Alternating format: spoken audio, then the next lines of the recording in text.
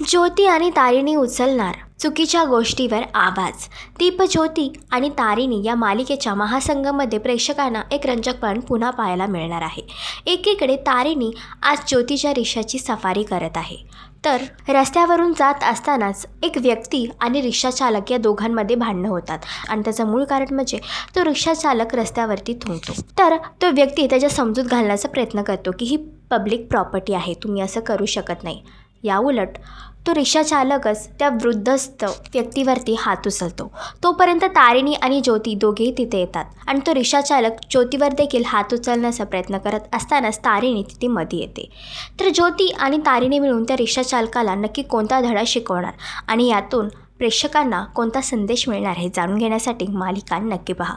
आणि अशीच अपडेट जाणून घेण्यासाठी तुम्ही आमचं चॅनल डेली चक्कर याला लाईक, शेअर आणि सबस्क्राईब नक्कीच करा.